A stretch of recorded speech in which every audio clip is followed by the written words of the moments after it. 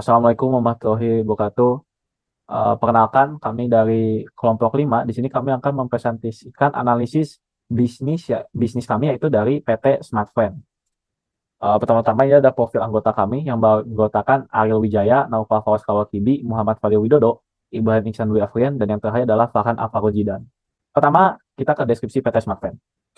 PT Smartfren memiliki filosofi yaitu integrity, positive attitude, continuous improvement, loyalty, komitmen, dan inovatif. Nah, untuk misinya sendiri adalah untuk memperkaya kehidupan pelanggan kami melalui produk dan layanan inovatif.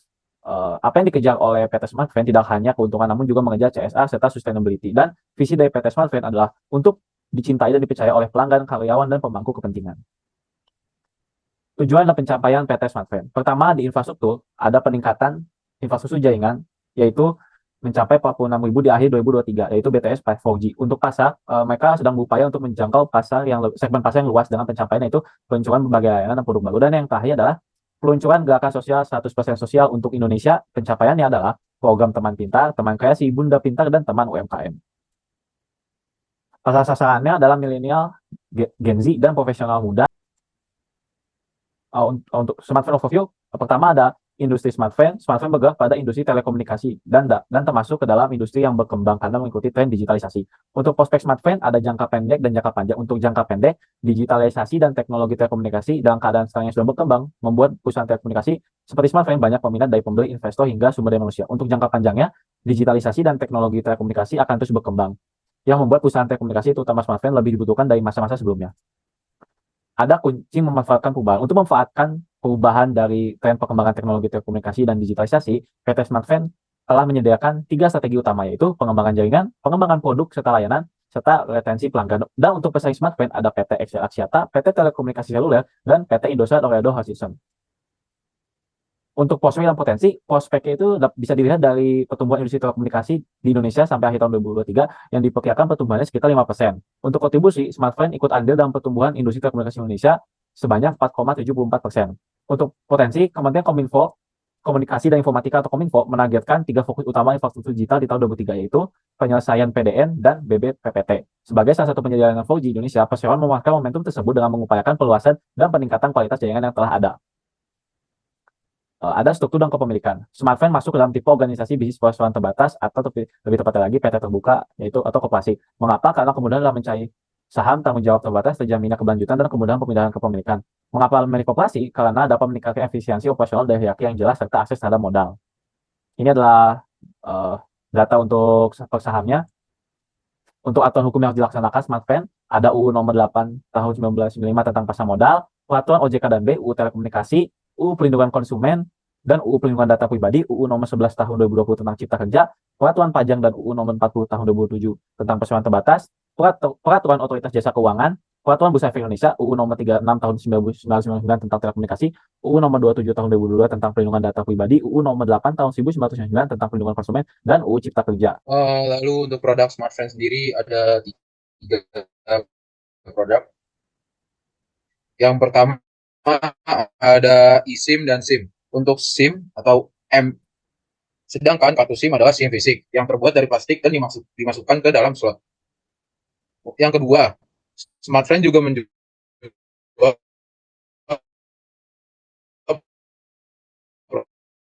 paket data bisa berubah kuota internet saja. Akhir ada paket bundling berangkat.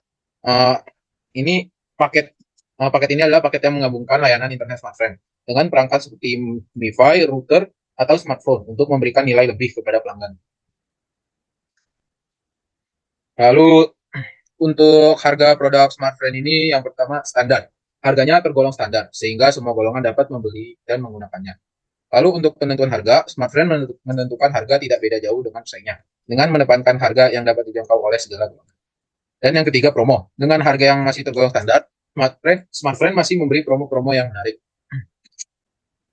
Lalu di sini untuk komparasi tarif dengan brand-brand pesaingnya, dengan tabel yang tertera dapat dikatakan tarif yang dikenakan oleh Smartfren walaupun lebih mahal sedikit dari IM3 dan 3, namun memiliki keunggulan yang lebih sepadan dan hampir setara dengan provider lainnya yang lebih mahal. Bisa dilihat dari tabel data berikut. Lalu untuk keunggulan produk Smartfren sendiri, yang pertama untuk dari eSIM dan SIM, eSIM dengan keunggulan digitalnya dan SIM dengan keunggulan dual SIM. Lalu untuk paket data, Paket data ini memiliki gratis telepon untuk sesama smartphone. Pengguna paket nonstop tetap bisa mengakses internet meski kuota utama sudah habis. Dan yang terakhir, paket unlimited yang memberikan layanan-layanan unlimited di semua aplikasi. Lalu untuk bundling device, pembeli mendapatkan kartu perdana tanpa harus membelinya dan pengguna juga mendapatkan bonus paket data yang cukup besar. Lalu untuk HKI atau License Product Smartphone. Di sini untuk license product smartphone ada tiga. Yang pertama smartphone Anglo Max, kartu perdana One On Plus, dan yang terakhir smartphone 4G LTE Advance. Lalu untuk fitur kepemilikan unggul smartphone. Yang pertama ada Vision Plus.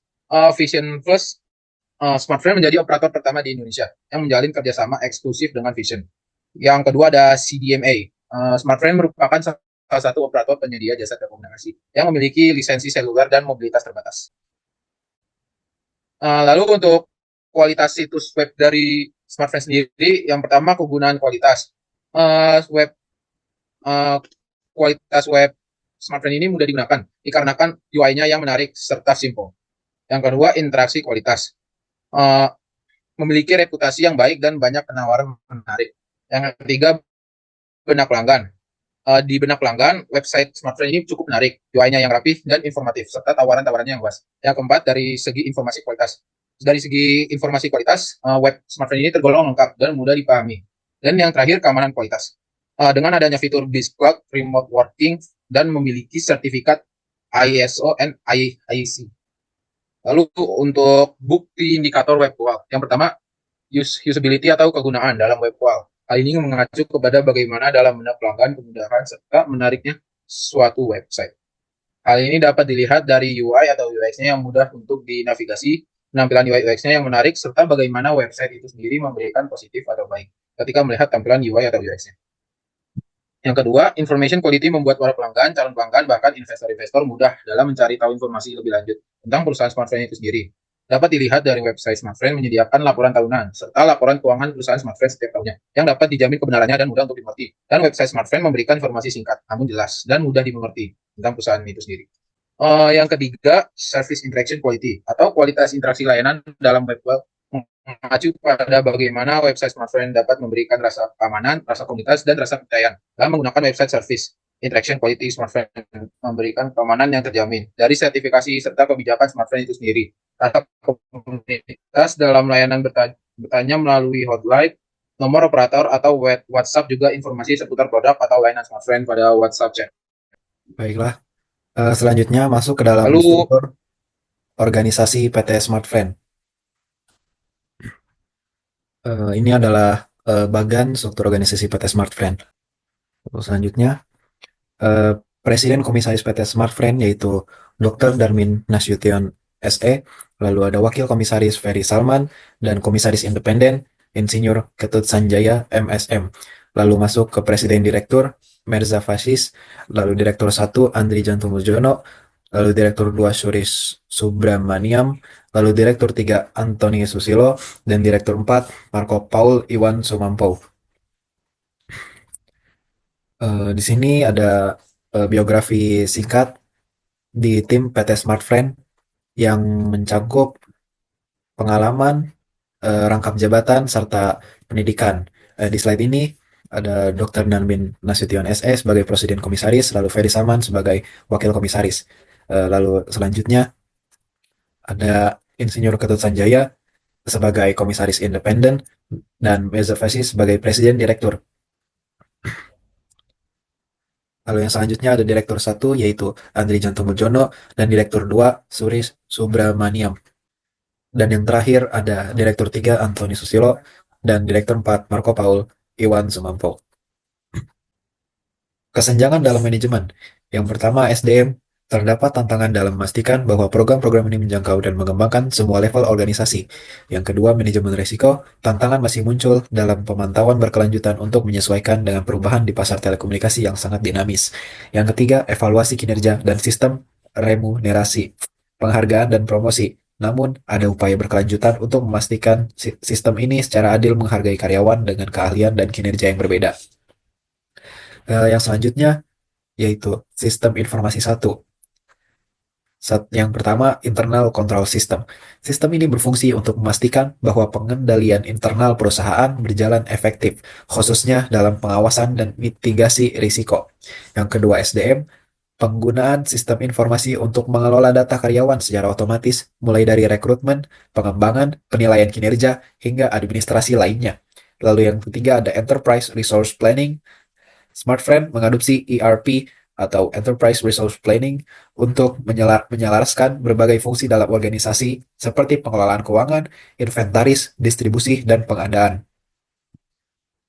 Lalu yang selanjutnya ada sistem informasi kedua, yaitu pengelolaan risiko. Sistem ini memungkinkan perusahaan untuk memitigasi risiko secara efektif baik dari sisi operasional maupun finansial. Selanjutnya keamanan informasi. SmartFriend mengadopsi standar ISO atau IEC 27001 untuk memastikan perlindungan data dan menjaga integritas sistem teknologi informasi perusahaan. Dan yang terakhir ada CRM atau Custom Relationship Management, membantu SmartFriend dalam memahami kebutuhan pelanggan dan meningkatkan pengalaman pengguna. Selanjutnya akan dijelaskan lagi oleh teman saya. Lalu tugas-tugas tim dalam PT SmartFriend. Tugas-tugas tim komisaris itu Dewan Komisaris, Dewan Komisaris PT SmartFriend Telekom turut membantu dan mendukung perusahaan agar bersama-sama maju di bidang teknologi telekomunikasi. Lalu audit, komitmen audit berfungsi membantu Dewan Komisaris dalam melaksanakan tugas pengawasan terhadap pengelolaan perusahaan sesuai dengan prinsip-prinsip tata kelola perusahaan yang baik. Lalu nominasi dan remunerasi, yaitu nominasi dan remunerasi adalah komitmen yang dibentuk oleh dan bertanggung jawab kepada Dewan Komisaris dalam membantu melaksanakan fungsi dan tugas Dewan Komisaris terkait nominasi dan remunerasi terhadap anggota direksi dan anggota Dewan Komisaris.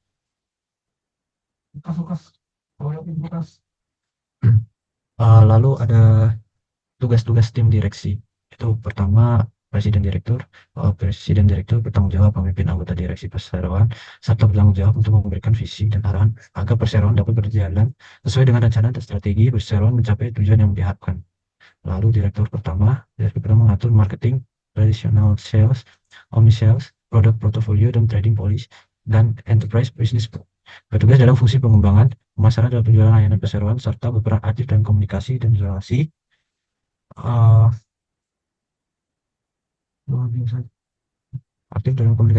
dengan publik dalam menjaga citra perseroan di masyarakat. Lalu direktur 2 mengatur network dan infrastruktur dan informasi teknologi, bertanggung jawab untuk perencanaan, pembangunan operasional dan perawatan jaringan infrastruktur perseroan. Lalu ketiga yaitu direktur yang mengatur corporate secretary, tax dan accounting, revenue assurance, revenue analytics, dan collection, budget dan reporting, dan SCM dan procurement, bertanggung jawab dalam mengelola dan mengatur fungsi keuangan, pendanaan, anggaran, pendapatan, akuntansi, dan perpajakan perseroan. Lalu yang terakhir, Direktur 4 yang mengatur human resource, bertugas dalam mengatur dan mempersiapkan sumber daya manusia perseroan, termasuk di dalamnya rekrutmen pelatih dan pengaturan jenjang karyawan perseroan. Lalu ini riset pasar ukuran total industri.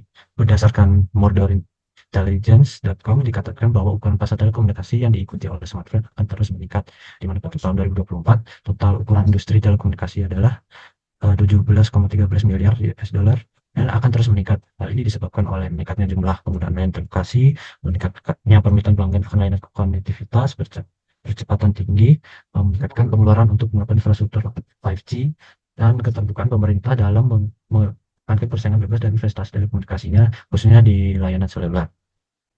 Itu ada riset pasar SmartFriend, tren dalam industri yang meningkatkan di mana banyak perkembangan produk serta layanan-layanan yang inovatif. Tren di pasar sasaran meningkatkan hal ini diakibatkan karena peningkatan penetrasi internet, Gen Z dan milenial, digitalisasi juga modernisasi. Lalu ukuran total pasar sasaran meningkat, hal ini disebabkan oleh modernisasi serta digitalisasi dan juga penetrasi internet. Lalu bagian apa realitas bagi smartphone untuk memperoleh? Bagian penetrasi internet lebih tepatnya adalah produk serta layanan yang mengedepankan internet.